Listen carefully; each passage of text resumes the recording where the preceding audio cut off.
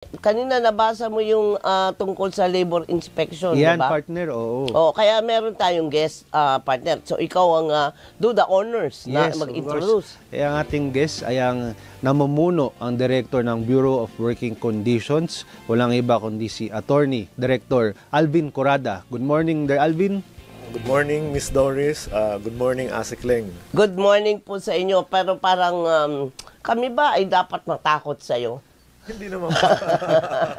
Hindi po dapat matakot. Although kami po ang namamahala ng labor inspection system, pero nag-reorient na po tayo ng ating framework ng ating labor inspection program, Miss Doris. Tayo po ngayon, although nandiyan pa rin na tinitingnan ng labor inspection program kung sinusunod ng ating mga employer ang mga batas sa paggawa natin. Tama. Pero ang ating pong innovation ngayon ay nandiyan, aktibo po yung technical assistance program para tulungan yung employer natin na mag-comply.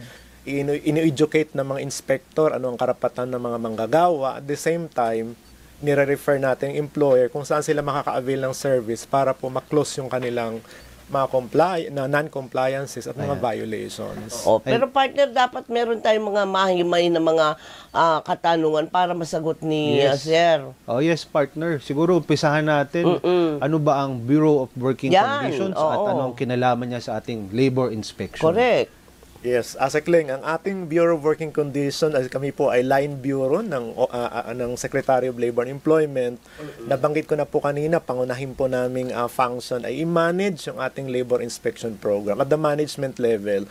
Pero po yung direct supervision ng ating mga labor inspectors, nandoon pa rin po sa ating mga regional directors.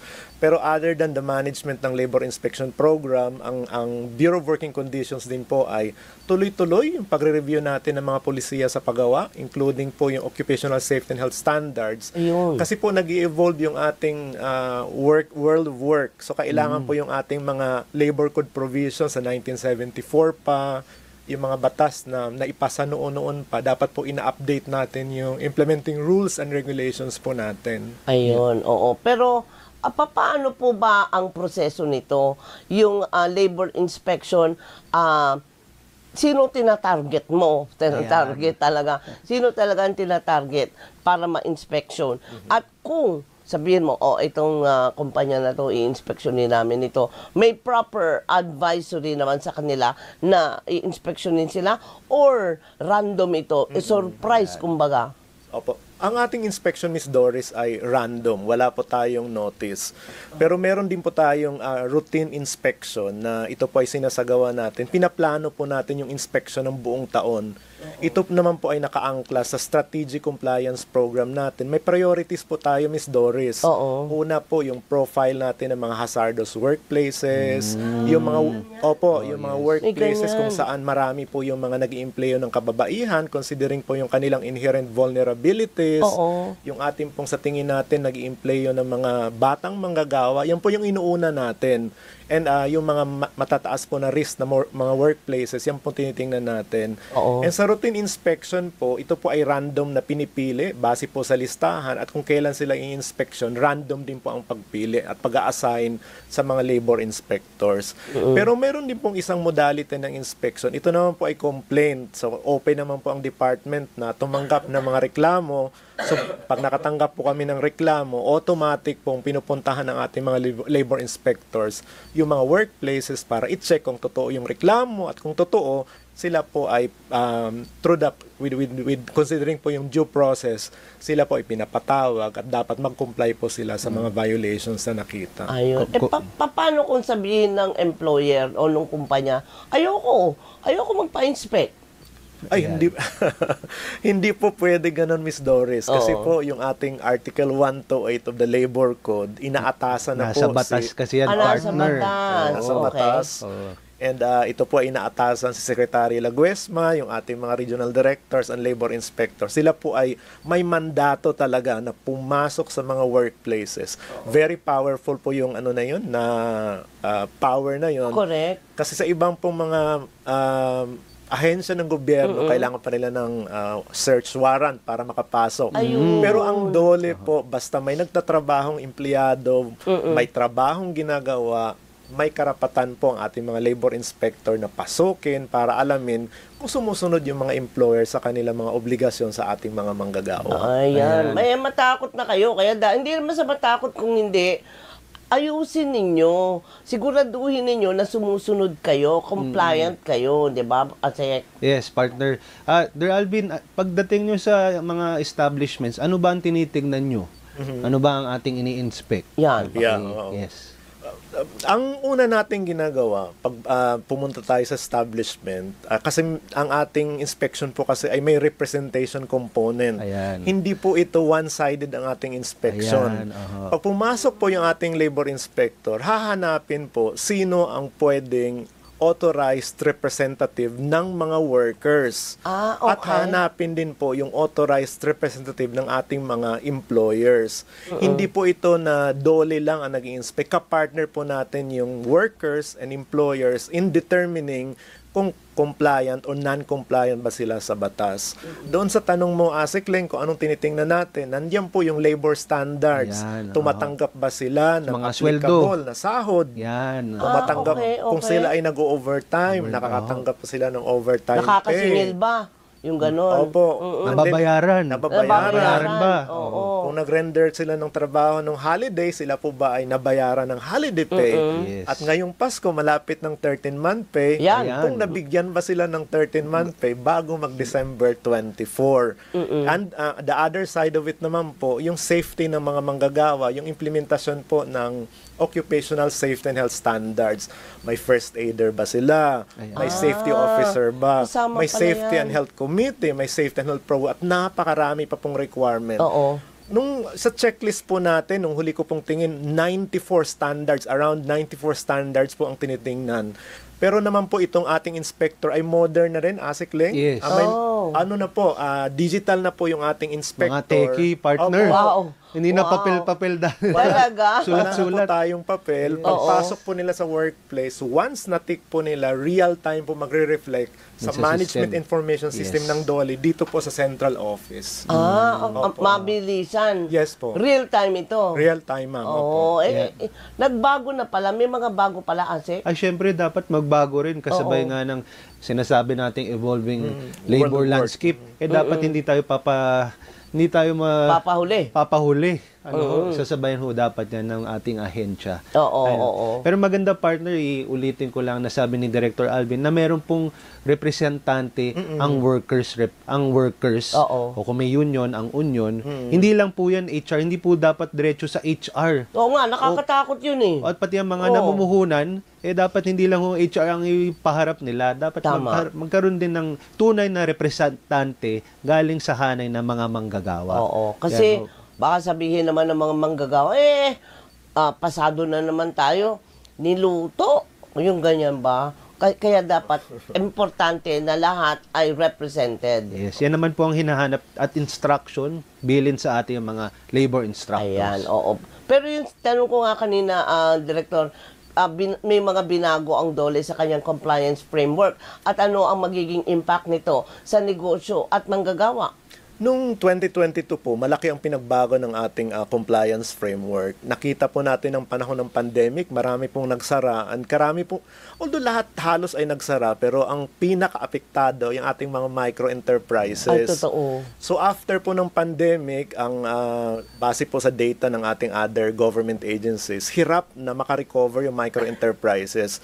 Kaya nagbago din po tayo ng compliance framework. Instead po na diretsong inspection sa ating micro-enterprises, tinutulungan natin sila mag-comply. Binibigyan natin sila ng information, Oo. binibigyan ng business advisory and even productivity services, binibigyan natin ng dagdag na capital hanggat kaya ng DOLE at kung makakatulong sa kanila para po umusbong, makaahon sila sa kanilang business at hopefully makapag-employ sila ng additional workers and hopefully din mag-comply na sila sa ating labor laws.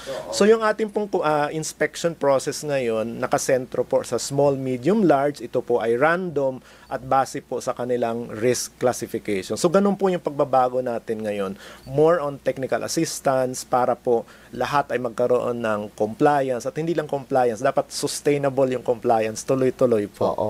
Paano, sorry Atsika, tanungin ko lang Ay, go ito. ahead. Paano kung itago ng mga kumpanya yung sinasabi ninyo na non-compliant practices nila?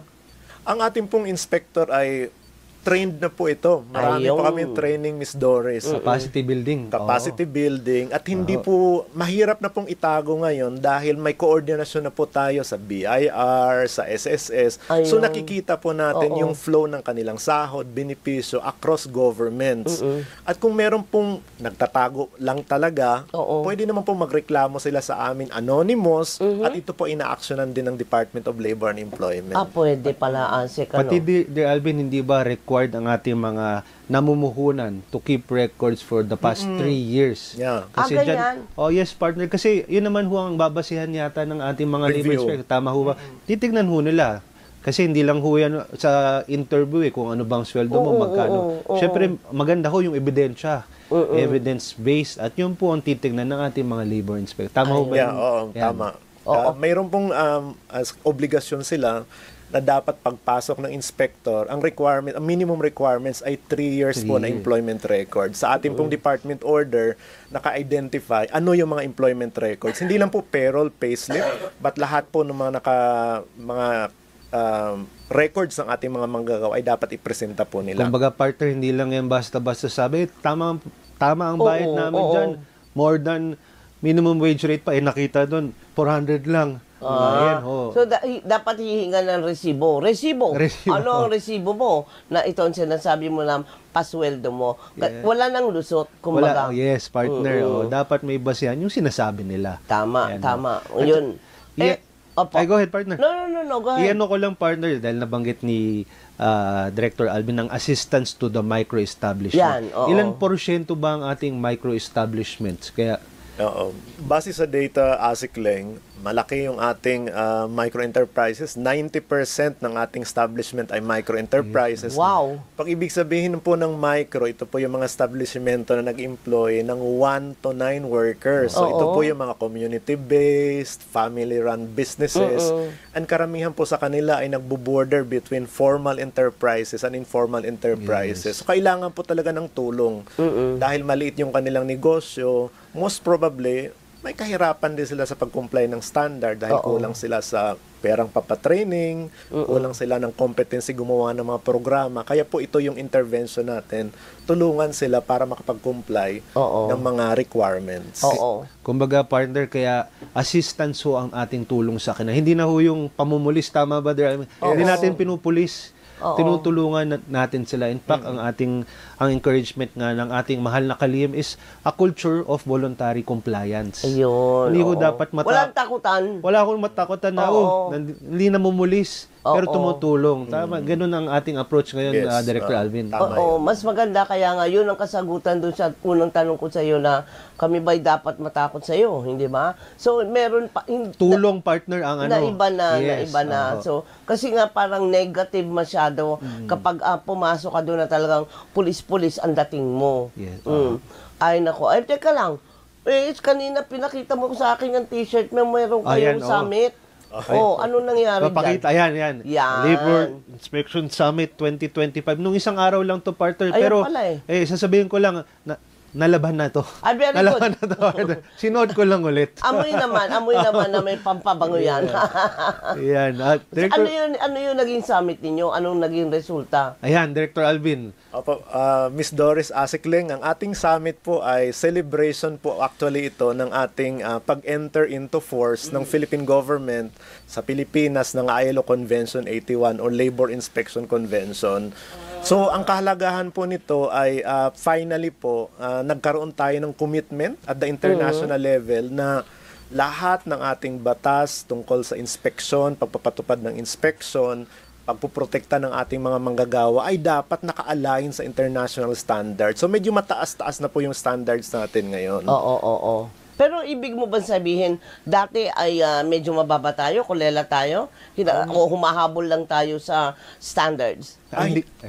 Hindi naman Asikling, hindi naman Miss Doris, at in fact tayo po nung nagkaroon ng gap analysis bago po tayo nag-ratify ng convention, halos pantay na po tayo sa standards. Ayun. May mga aspeto po sa standards na mas mataas na tayo, pero may konting kakulangan pa in terms of resources, pero pilit naman natin tinutugunan in collaboration po ng private sector, other non-government agencies. So ganun po.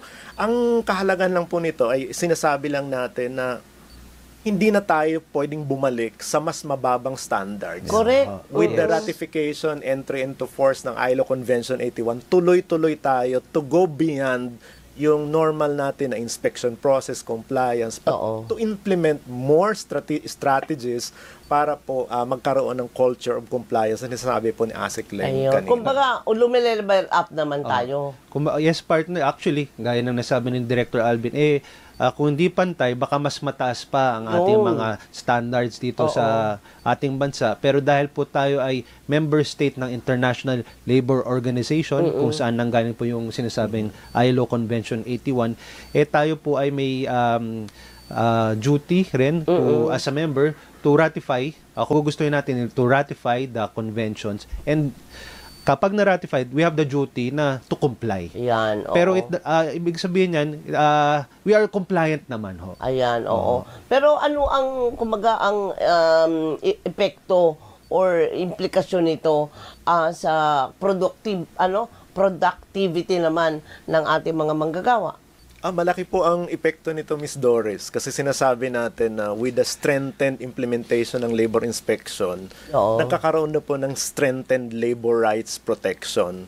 In connection to the productivity concept, pag tayo po ay protektado, na ibibigay yung benepisyo sa mga manggagawa, masaya tayo sa trabaho natin, mas produktibo tayo sa ating mga trabaho, and ito po ay magre-resulta din sa more profitable business operation po natin. Parang cycle yan, partner. Kung mas productive naman, may maibibigay sa ating mga manggagawa. Parang umiikot na pataas. Productive both manggagawa at namumuhunan. Pagka natuwa ang employer, meron naman mga incentive. Gawa ka ulit ng tama, gawa ka na magala. Parang yun yung idea ko, maibalik sa manggagawa yung konting share dun sa profits para tataas ulit ang productivity. Magandang cycle ho yan. Pero bakit meron ako nakikita dito, meron nagbubulong sa akin na meron daw technical and advisory visit? Ano po ba yung mga yun? Gaano kaiba itong mekanismo na ito doon sa regular na inspection? Opo, ito po yung nabanggit ko kanina na tailor-fitted po ito na programa sa mga micro-enterprises. So, ang unang pasok po natin, binibisita po natin, parang ang target po namin ay around 900 micro-enterprises po ang dapat mabisita namin from 2023 to 2028.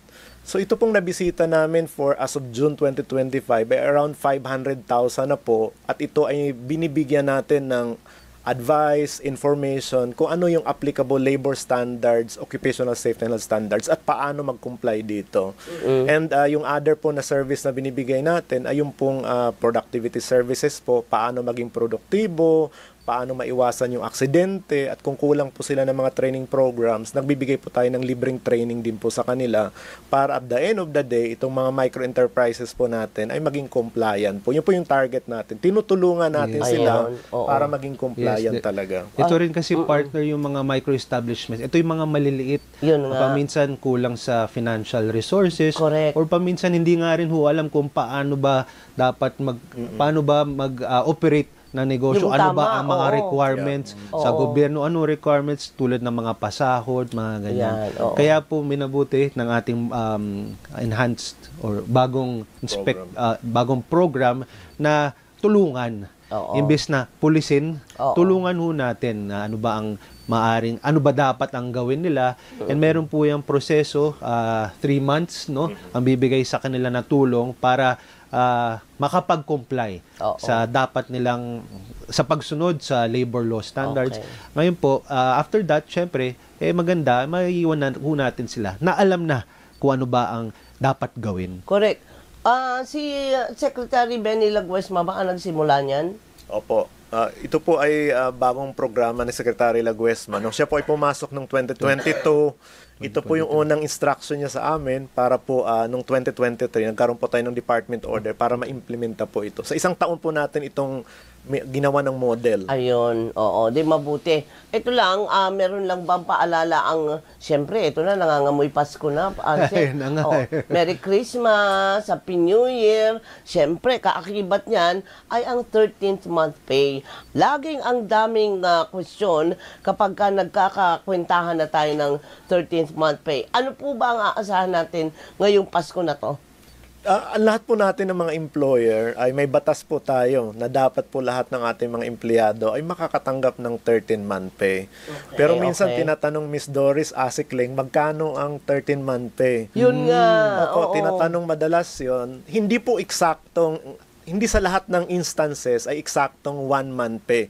Kasi po binabawas din dito. Ang ideal po ay 1-month pay. Okay. Pero kung kayo po ay may mga absent din, may mga leave without pay, so yung cumulative po ninyo na natanggap na sahod sa buong taon, divided by 12, yan po ang matatanggap ninyo. Kung kayo po ay walang absent, walang leave without pay, ito po ay equivalent sa 1-month pay, pero mas mababa kung kayo po ay may mga absent din. Tinatax ba yan? Opo, May tax. ito po ating 13-month pay base po sa ating BIR regulation. Ito po ay supplemented na ating train law. Meron pong 90,000 na cap. Threshold. Okay, Kung 90,000 po, wala po tayong tax. But beyond 90,000, yung amount po na iyon, yun po yung subject sa income tax naman. Kumbaga, pag malaki naman ng kita, dapat magbayad. Pero yung mga mas mababa, mga minimum wage, pasok ko yan dun sa threshold, dapat hindi humatax. Buti na lang mababa ang sweldo ko para hindi ako taxa lang mataas. Pero paano po yun? Bago lang ako empleyado. Disyembre na, magkano matatanggap ko? Paano kwentahan? Opo, ang ating requirement sa 13-month pay, dapat po at least 1 month po kayong nakapagtrabaho. So, proportionate po ang ating matatanggap na 13-month pay. Ayun. Depende po kung naka-render na kayo ng 1 month and then i-proportion lang po to the total number of work days in a year. Ayun. Opo. Asek, ito na, pumapasok na mga katanungan. Ayan na. Ay, sorry, wala pala akong mic. Pumapasok na, Asek, ang mga katanungan. Yes, unahin ko na itong galing kay Crispina Villarreal, partner. Go. Tanong ko lang po kung ano po ang laban ko kapag ang kumpanya na pinagtatrabahuan ko ay 3 days off sa isang week at hindi po binabayaran ng overtime at 12 hours ang duty. Hala. Si Alvin, yes. Medyo mahirap-hirap itong kalagayan ng Ayun na ating viewer. Ito po ay hindi natin pinapayagan. Ito po ay violation ng ating labor standard. So, Carmina ba yung pangalan? Lumapit lang. Crispina. Opo, kayo lang po ay lumapit sa aming Dole Regional Office, Provincial Office. Kung nasa NCR po kayo, marami po kami opisina sa iba-ibang city. Lumapit lang po kayo para po mabisita namin at maasikaso po yung inyong concern. Ayun, okay. Mula naman kay John, Asek, ikaw. Mula kay John sa aming pong company, sa trucking, wala pong benepisyo ang mga truck driver at helper. Hala. Wala rin po natatanggap na 13th month pay o bonus. Bagkus, may binabawasan pa. Hala. Sa sahod namin per trip na para daw po itong savings. Tama po ba ang ganitong patakaran? Mag-forest na kami sa company. Itong savings asset, dapat voluntary ito. Hindi ito pwedeng kaltasan ka lang to puwersa may savings. Dapat po may consent kayo. Nabanggit po dito na tracking. Meron din po kasi sa tracking company na unique na situation. Yun po yung without and with supervision. So may distinction po yun. Yung katanungan po niya ay general. Mas maganda po sana na ma-interview pa natin siya para po makapag-responde tayo doon sa entitlement ng 13-month pay. Kasi yung ating labor standards, Miss Doris, may mga exclusion din sa field personnel without supervision. Lalo po yung mga benepisyo na nakaangkla sa oras ng trabaho. Okay. Yung 13th month at saka bonus, magkaiba? Magkaiba, Miss Doris. Okay. Asikling, magkaiba yung ating 13-month. Ang 13-month pay po ay dapat ibigay Mandatory, on or before December 24. Okay. Yung bonus naman po, ito ay nakadepende sa company policy, collective bargaining agreement, or generosity po ng ating mga employer. Taxable din. taxable din po. Lalo Ayan. na po yung bonus taxable po siya. Ayan. Nako, nangangamoy bonus yata sa dole. Hindi naman. Nagjo-joke lang ako. Pero lahat tayo yan ang gusto natin. Lalo pa, napakahirap ng kabuhayan ngayon. Kaya kailangan magsipag-sipag. Yes, partner. Oo, maganda ang Oo. ating performance. Meron naman tayong komento mula sa YouTube, mula kay Ruru Sekera. Good day po. Totoo ba na tapat po ang dole sa kanilang mandato? Sandali lang po nila natapos yung kaso ko na inihain sa kumpanyang inireklamo ko. Thank you po and God bless you. Oh, ayan. Wow. Thankful siya. NLRC Very good. ito. Sa Dole po, mabilis po yung aming mga pagresolba ng kaso ASIC. Dole, oo. Ito po ay while ang ating ay 90 days, less than that, Miss Doris, dapat bago po lumampas yung taon ngayong 2025, ang Oo. mandato po ni Secretary Laguesma, wala dapat maiwan na kaso sa 2025. Lahat po dapat mairesolba. Oh, yun, mabuti hindi yung maghihintay ka ng forever. Yes, partner. Diba? Meron na, natanong mo kung NLRC ito. Oo. Meron kasi mga cases na sa jurisdiction ng Ayan. NLRC. Meron rin po Sa sa Dole. Dole mismo. Oo. Pero sabay yan na bibilisan na nila. Syempre, parehas ang Dole, regional offices, BWC, pati ang NLRC, mabilis naman ho. Oo, parang... Baka yung ilan lang ho kailangan aralin, baka mas komplika. Depende ho yan. Pero mabilis ho. Yan ho, ang direktiba naman ng Secretary Benny is not just for the BWC or the regional offices, pati naman sa NLRC. Ayun. Alam mo, ito na naman tayo, dumating na naman tayo sa punto ng ating programa na tayo ay nauubusan na ng oras. Patapos na pala, partner. May Patapos tanong na pa tayo. sana ako eh. O sige, go. Hindi, ihabol mo. Hindi, ano ho ba ang mga takeaways? Balikan ko po itong Yan. ating t-shirt ha. Correct. Yung labor inspections. Ano ho ba ang mga takeaways? Ano ba ang mga magandang nagawa doon? At meron ba mga recognition na ginawa dyan sa ating labor Ayan. inspection summit? Nung Labor Inspection Summit, binigyan po natin ng award yung mga regional office na maganda po yung performance sa inspection system. Pero kung takeaways, ASIC lang yung tatanungin, I think ang pinakamahalaga dito, yung stakeholders commitment, Miss Doris. Ayan. Nagpunta po yung ating employers and workers representative, nagpunta po yung ating government representative, pinangunahan po ng Department of Health, nagpunta po sila para po i-commit yung kanilang mga organisasyon, sarili, na ang labor inspection program ay hindi lang pagbisita at alamin ang yun. ating mga compliance or non-compliance. Oo. Meron po tayong shared responsibility ng employer and employer at sila din ay dapat may contribution sa compliance. Sa employer, may commitment sila na on their own, siguraduhin nila na sa hanay po nila compliant, yung mga labor organizations na puta natin ay tuloy-tuloy yung advokasya nila on Oo. labor protection. At across governments, may commitment tayo na i-harmonize natin yung ating mga batas polisiya. Kaya Ayun. talagang tulong-tulong ho tayong lahat, Oo, partner. at saka sabi mo nga, Asek, di ba, tutulungan, hindi ipupulis. Yes, Oo. oo. Ayan. Importante yon. Oo. Ay, nako, kailangan meron part 2, part 3, part 4. Ito ang haba ng ating diskusyon. Pero maraming salamat po, Attorney Alvin Curada, Director 4 ng Bureau of Working Conditions ng DOLE.